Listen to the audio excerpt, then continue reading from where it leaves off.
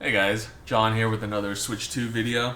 So recently, I've gotten my new Switch 2s, one for myself and one for my wife, and finally, what came in are these controllers that I got.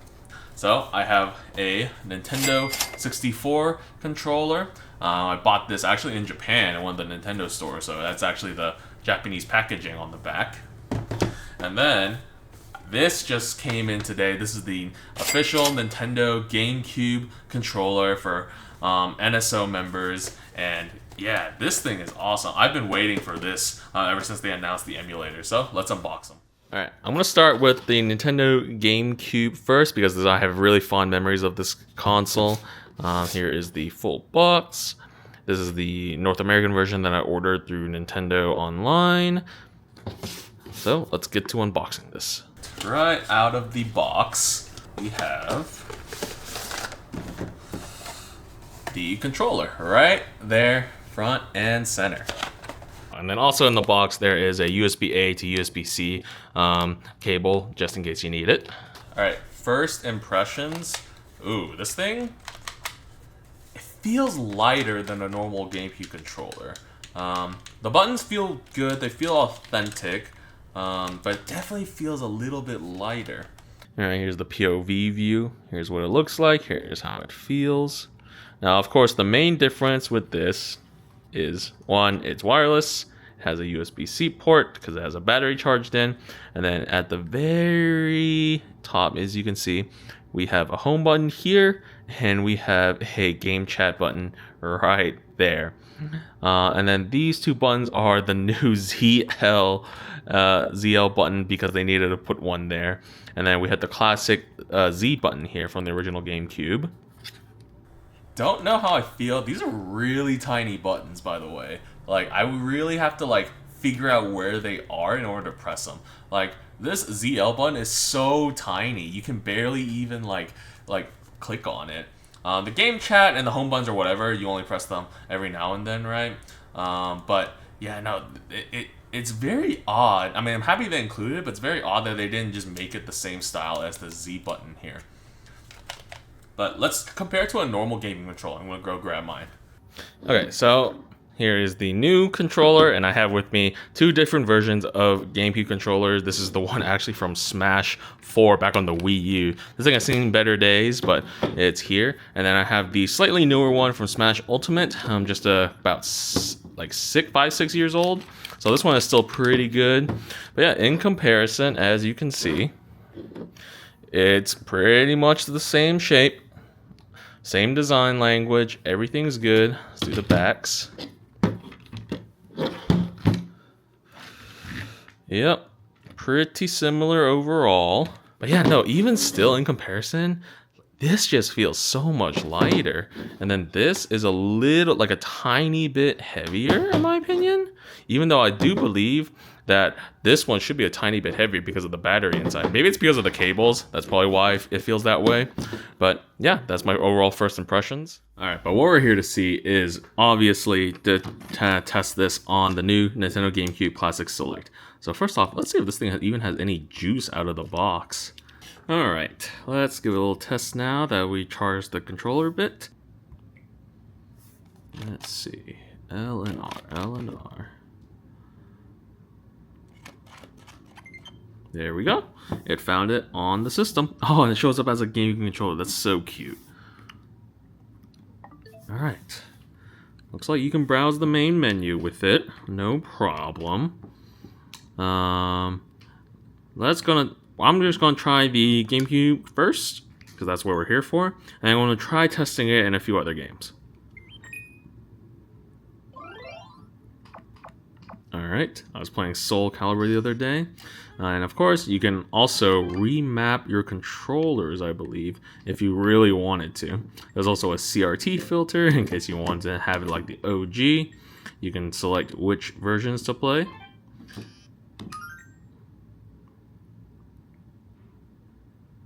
Looks like suspend game is tied to that ZL button right here. And looks like you can immediately change the controls if you wanted to, which for some reason this is an exclusive feature only to the Switch 2. But hey, if you have it, that's great to switch it. It's going to really mess up with your muscle memory though if you play this as a kid. Alright, feels pretty responsive, I would say. Alright, let's do an arcade. Let's play Cassandra.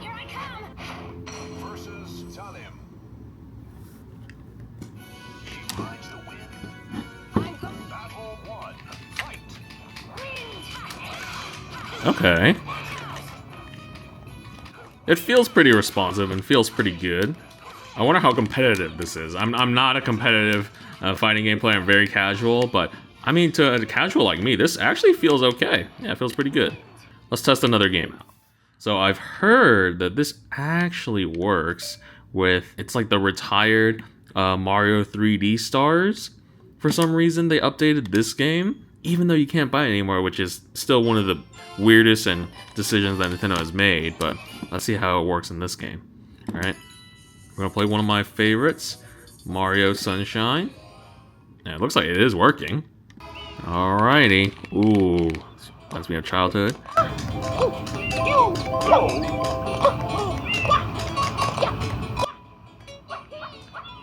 Alright, this feels pretty good. Okay. Yeah, you got the camera controls, you got the Z button, you got the mouse on the map.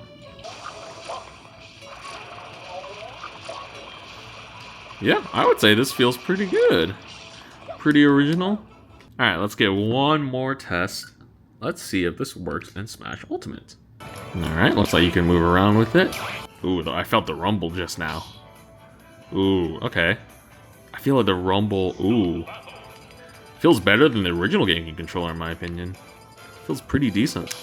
Alright, let's just do a random battle. Now, full disclosure, I actually do not play with the GameCube controller. I play with the Switch Pro controller. And I've played the Switch Pro controller since the Smash 4 days. So I'm actually not too used to it on the GameCube. But I would say this feels pretty good. Although I'd probably turn off the rumble. It is, while it's good, it's very disturbing. Especially in Smash. So yeah. I'm happy this actually works, and I might offer this as an option for people who come over and play Smash. Alright, I'm just going to see if this even works in any other game. Let's try like Suika, like a random indie game that's like never connected to any GameCube controllers or anything. Okay, looks like it recognizes it, and it does in fact allow you to play. So I guess you could pretty much use this for any game that just requires a generic controller and probably not a Joy-Con. Let's test that though. Let's go home. That's the screenshot button. Okay. Alright, where is the home button? There we go. Let's try like specifically a Joy-Con game. I think my test would be something like Switch Sports. This one's a heavy Joy-Con game. Yep, as you can see, this is a good example. It does not allow the use of any standard controller, including the GameCube controller. It has to have Joy-Cons to play. So, there goes that test. Okay, so overall thoughts on the GameCube controller. I think if you grew up with the GameCube and you want to play this, especially on the Nintendo Classics, especially once they start adding more games in the future, hopefully more monthly releases, or you want to use this as a general controller for games that support a generic controller as an input, then yeah, I think you'll be extremely happy with this, especially because it's USB-C, it's battery powered now, and yeah, it just feels very good to have an official, first party updated version of the GameCube controller.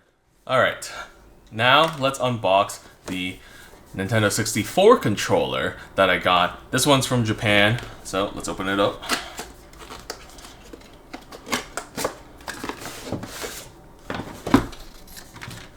Alright, and right in the box there is the controller. And then on the inside you also have another USB-A to USB-C cable in case you need it. Alright, and first impressions of this thing. It definitely feels like a Nintendo 64 controller for sure. Has that exact same look, the awkward triple handle weird controller design that I grew to love and hate. And then there's the Z button on the back. The main difference is, of course, this does not support any of the game packs. This is just kind of sealed in, kind of for show. And instead, you have a USB-C for charging, and then you have the game chat, home button, and then the connect button. And then, of course, just like with the GameCube controller, they added the ZR button right here. Again, I find this very odd because this is such a small button, and I get that you would want it just because there's another button to be added, but it just feels so weird. It just feels so weird to like press. It's like I never think about pressing it like up here. But anyways, yeah, interesting controller choice. Let's compare this to the other N64 controllers that I own. And it doesn't seem like it comes with any battery out of the box, so you're going to have to charge this one as well before playing. Alright, so here's my array of N64 controllers that I own here. As you can see, these are all from Japan. Dude, shout out to our travel channel video. I'll give a link to one of our videos that I did when I bought all these controllers up here. But anyways, yeah, these are pretty much used, good condition, pretty standard. This one is a special one. This is one of the special fun colored edition. These are the OG N64 controllers, and here is the new controller right next to them. And I would say for size, exactly the same, exactly what you would expect. Weight-wise, I do think the original is heavier. Partly because of the wires, but also because you can actually put in a game pack here. So maybe that's why it feels a little bit heavier than the original. But yeah, here they are, all the controllers compared to each other. But yeah, I'm pretty happy. I've had an old one of the OG color before, but it got broken, so I'm really happy to have one in this color.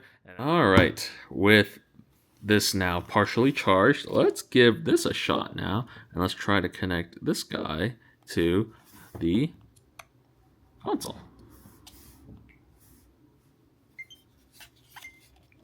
There we go. It recognized the N64 controller and has the N64 icon.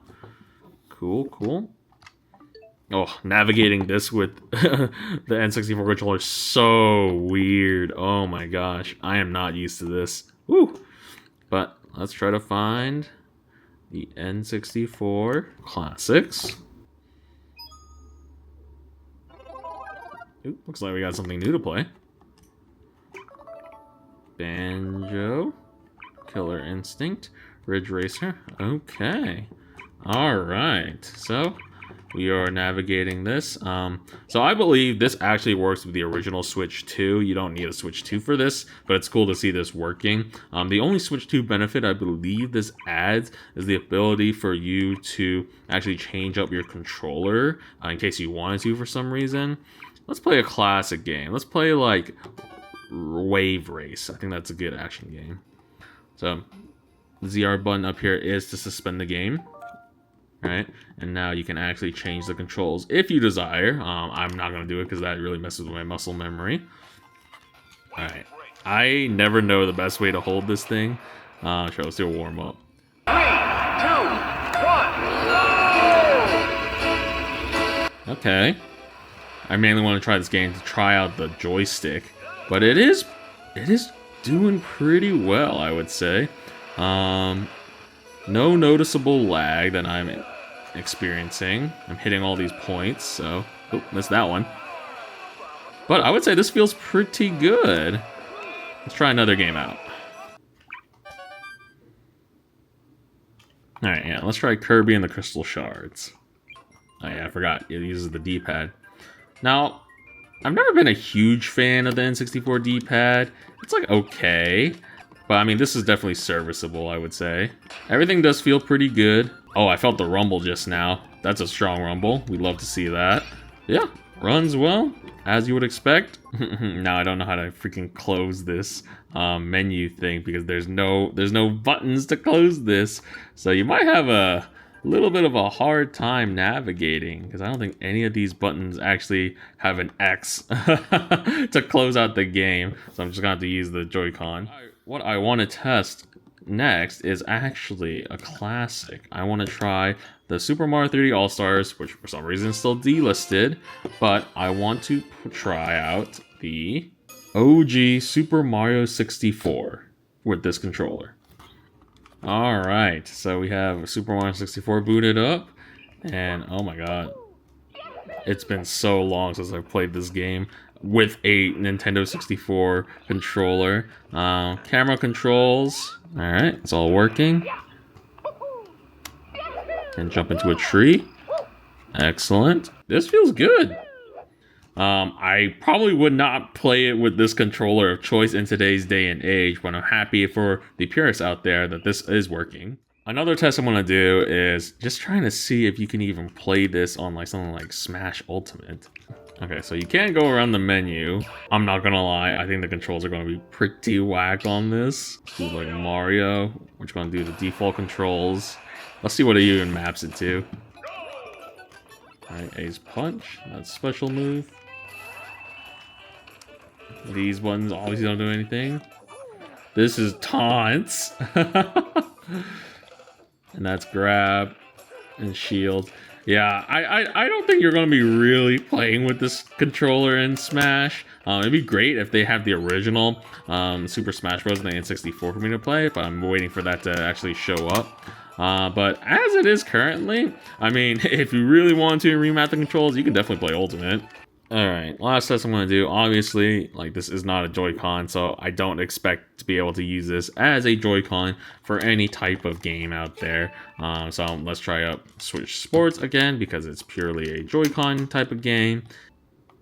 And as expected, of course, you cannot use this controller to play any of these types of games. Alright, so final thoughts on the N64 controller side. It's definitely good. I mean, I'm happy it's, you know, there for people who enjoy this type of controller. I personally am not really too fond of this controller design, but this is an awesome product to have, especially if you like playing the classic N64 games in its truest form. And then overall thoughts. I mean, like, these two are definitely for the nostalgic fans, right? Like, especially if you grew up with either console and you want to play the emulators. Like, I think these are amazing choices over the Joy-Cons or the Switch Pro controller. It's very similar to the original controllers, right? The N64 is very similar to the original N64. GameCube is very similar to older GameCube controllers out there. It's not a terrible price to pay for an updated controller like this. It's definitely like in the middle. Definitely something I would only splurge on if you really want to play in this form factor. So I would say the GameCube controller as a general controller is better overall if you wish to play this on other games, right, that support a generic controller. Particularly because you have the X button right here, so you can actually X out of menus. Ergonomically just feels a lot better to use around. So if you're a GameCube controller purist and you want this on your Switch too, I'd say go for it. This is amazing. N64 controller, I feel, has more limited uses on the Switch 2.